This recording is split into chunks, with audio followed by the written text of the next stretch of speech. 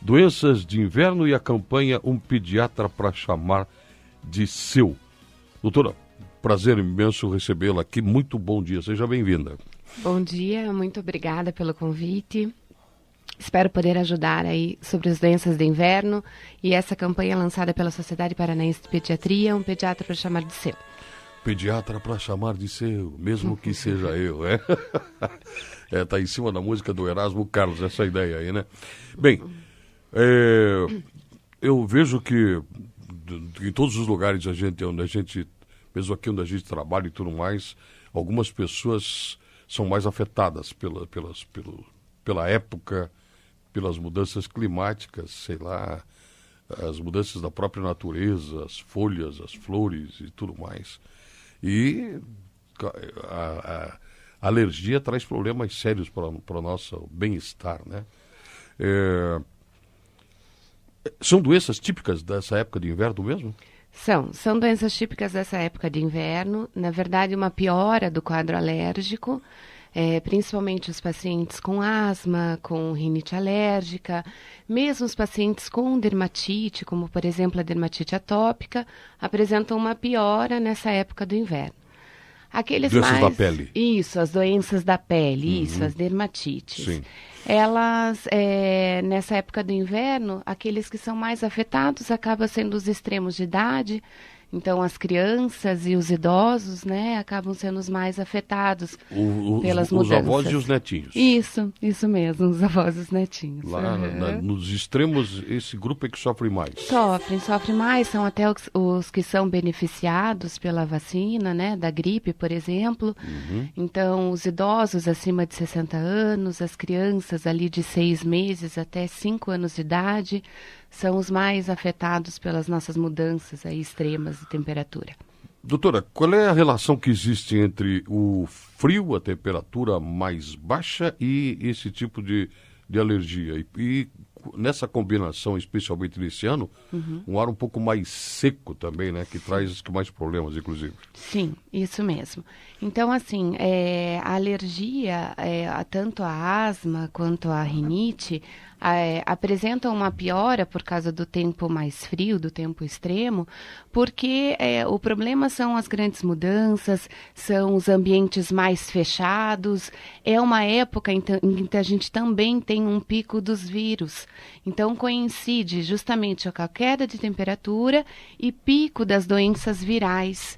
Então, a gente vê, assim, os ambientes mais fechados, como, por exemplo, em creches ou mesmo em ambientes de trabalho, e as crianças ficam muito em contato, assim como os adultos, com outras pessoas doentes, e os ambientes estão fechados, aumentando a incidência das doenças. Em relação, quando a gente fala da asma, quando a gente fala da rinite, acaba sendo assim, quais são os principais fatores desencadeantes? Justamente isso, a mudança de temperatura, as infecções virais, o que piora muito o quadro das doenças. Bom, o que acontece também é o seguinte, as pessoas costumam guardar suas roupas de inverno, às vezes num saco de plástico, num guarda-roupa, sei lá, os próprios cobertores e acolchoados, edredom, e de repente vem o frio, tira de lá e já bota em cima da cama. Isso mesmo. E deve trazer uma porção de ácaros e fungos e tudo mais. Isso mesmo, que são os principais alérgenos envolvidos, né, nas doenças alérgicas, tanto ácaros quanto fungos. Então, o que a gente deveria fazer é lavar essas roupas, deixar tanto cobertores, edredons, mesmo o colchão, nos dias em que tem sol, né, exposto ao sol, o ambiente de casa bem arejado, ambientes mais abertos, para que a gente diminuísse a quantidade desses alérgenos, principalmente os ácaros, que são os principais alérgenos tanto da asma quanto da rinite. Então, realmente, no inverno acontece isso mesmo. Ambientes fechados também, né? Isso. Janela do carro fechada, o pessoal que viaja no transporte coletivo, Tudo também fechado. tudo fechado, né? E todo mundo respirando o mesmo ar contaminado de vírus e tudo mais, Sim. que estão passeando por ali. Sim, eu sempre comento no consultório, porque às vezes o pai entra e a janela do consultório está aberta, e ele fala, ai, doutora, fecha porque ele vai passar mal, né? A gente vai ter que examinar. Mas, na verdade, isso é um fator de proteção, tanto para o paciente, quanto para o médico, quanto para aquele pai que está acompanhando aquele paciente. E essa queixa do transporte coletivo, a gente tem visto todo ano, né? Que alguns tentam abrir a janela, os outros ficam bravos porque está frio, mas isso é uma medida de proteção mesmo, porque você diminui o contato, diminui a chance de transmissão dos vírus, que são os principais dessa época do ano, que vai aí desde de maio até agosto, é o pico da incidência das doenças virais. Bom, houve um período, não lembro exatamente quando, questão de 4, 5 anos, sei lá, um pouco menos, quando o H1N1 surgiu, né? Os famosos Hs, né? Sim. Uhum. E naquela ocasião eu lembro que todo mundo se preocupou, assim como a gente se preocupa até hoje, tá ali, ó, o álcool, né? Entra-se no estúdio, passa na mão, vai. Esta atitude melhorou um pouco a nossa condição, porque existem questões ligadas à higiene que às vezes até meio que assustam a gente, né? As pessoas não dão muita importância para isso. Queria que você falasse um pouco sobre essa questão.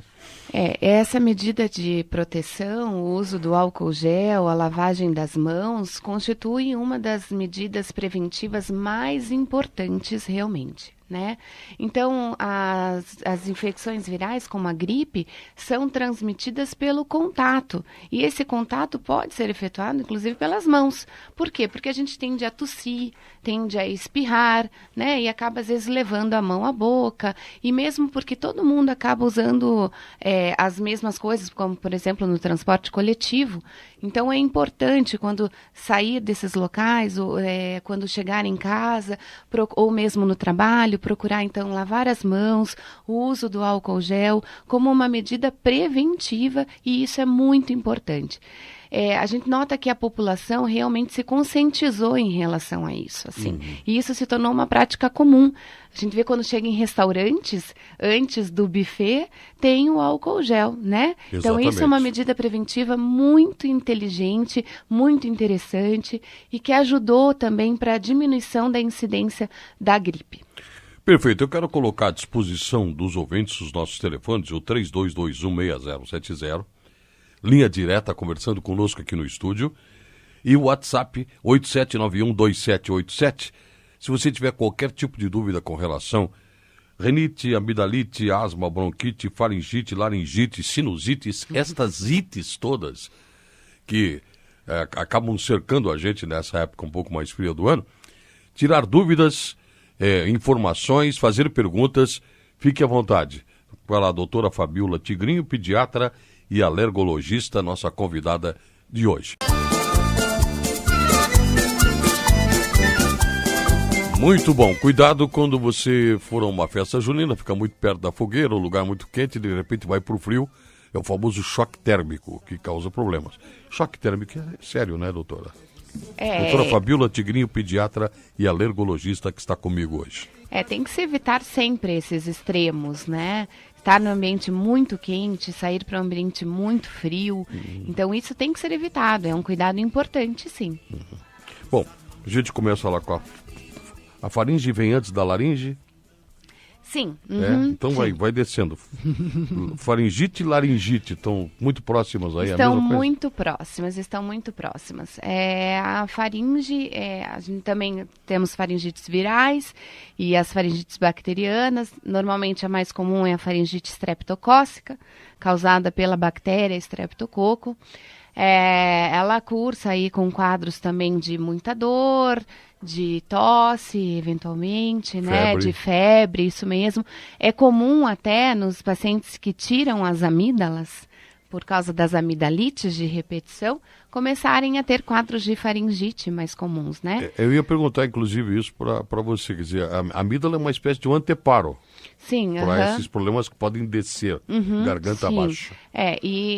Tem pacientes que têm aumento desse tecido amidaliano e ele fica mais propenso a ter infecções. E quando esse paciente começa a ter infecções de repetição, normalmente se há a orientação da retirada desse tecido. As laringites é uma afecção, então, da laringe, onde nós temos as cordas vocais, por isso ela é acompanhada de rouquidão, daquela tosse seca, tipo cachorro, né, que a mãe fala, até uma tosse, isso, em latido, e também o paciente pode ter febre, e a gente pode evoluir para quadros mais graves, como a laringite estridulosa, que a criança passa a ter uma dificuldade respiratória importante por causa do inchaço da laringe. Muito bem. Bom dia. Deixa eu ver aqui, essa querida. Bom dia. Adorando a entrevista da doutora, pois tenho rinite crônica e meu filho de 16 anos tem asma. Beijos a todos. Ela está gostando muito. Muito obrigada, muito obrigada. E a questão, e a sinusite? A sinusite, então, vai acontecer no rosto, né? Isso mesmo, nos seios, Nos né? seios da face. Isso, nos seios da face. Nós temos aí os seios nasais e paranasais, temos os seios maxilares e, após os 7 anos, o seio frontal. Então, as sinusites são caracterizadas por dor de cabeça, por uma dor em que o paciente sente um peso, principalmente quando ele faz a movimentação da cabeça, quando ele coloca a cabeça para baixo, ele tem aquela sensação de peso. É caracterizada também por uma tosse, normalmente noturna, pode ser inicialmente seca, evolui com muito catarro, uma secreção espessa, amarelada pelo nariz.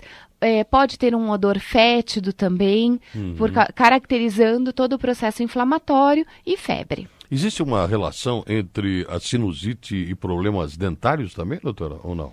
Não, é que assim, se você muito tem... próximo aqui, né? Isso, se existe uma infecção em algum dente, ou até uma má higiene, isso às vezes pode ocasionar alguns quadros de sinusite.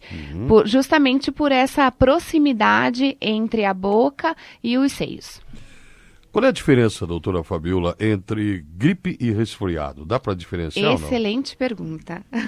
Então, a gripe, ela é um quadro mais grave, é um quadro que evolui com mais complicações. A febre é mais alta, normalmente acima de 38,5, 39 graus. Um adulto ou uma criança muito prostrada. Ela é caracterizada por dor no corpo, uma dor assim que eles chamam de quebra-osso, né? Uma dor extrema na garganta, tá? Então é um quadro mais grave. O resfriado comum, ele é um quadro mais leve, caracterizado aí por uma coriza, um nariz trancado, uma febre baixa, uma febrícula, em torno de 37,5, 38, e é caracterizado por um bom estado geral. O paciente está bem. Então, essa diferença é importante, porque é uma confusão entre gripe e resfriado comum. A última vez que eu peguei uma gripe braba, eu lembro, eu cheguei em casa, deitei e disse assim, não mexam comigo, me deixem aqui. Como se... Você quer um descanso, né? Quer ficar repousando. Repousando, absoluto, né? Isso como mesmo. É prostração. Isso, prostração, certa, né? Isso mesmo. Impressionante. Alergias de inverno, de maneira geral, então, para a gente se cuidar? São... Então, das alergias, a mais comum, a rinite e a asma, uma piora dos quadros das dermatites, e das doenças mais comuns, as doenças respiratórias, tanto da via aérea superior quanto via aérea inferior também. Então, vamos lá, só um toquezinho agora. Como prevenir isso? Então, a prevenção... Ou evitar que fique muito mais intenso. Sim. Ambientes abertos, bem arejados, o cuidado com a higiene de mãos, principalmente. Então, lavar as mãos com frequência, o uso do álcool gel, cuidar quando se está resfriado, ou com a gripe, ou com qualquer outra doença respiratória. Evitar, então, ir ao trabalho, assim, ou levar a criança à escola doente, para que não haja um contato com as outras pessoas. E a hidratação, tomar bastante água, isso é importante, porque o tempo está muito seco, então isso favorece as doenças. Perfeito. E o cuidado com si mesmo. Então, procurar agasalhos e a higiene. Se cada um se cuidar, fica mais fácil de não haver a propagação das doenças. Queria falar um pouquinho sobre essa campanha, um pediatra para chamar de seu. A gente está com os olhos voltados para aquele médico de família, aquele cuidador mesmo que conhece a realidade, quer dizer, conhece a pessoa, não é um médico que você vê de vez em quando, é um cuidador mesmo, doutora? Então, essa é a ideia? Na verdade, assim, quando a gente vai falar do pediatra, a gente viu que mais ou menos assim, foi feita uma pesquisa e foi visto que 97% das famílias gostariam que o seu filho fosse atendido por um pediatra.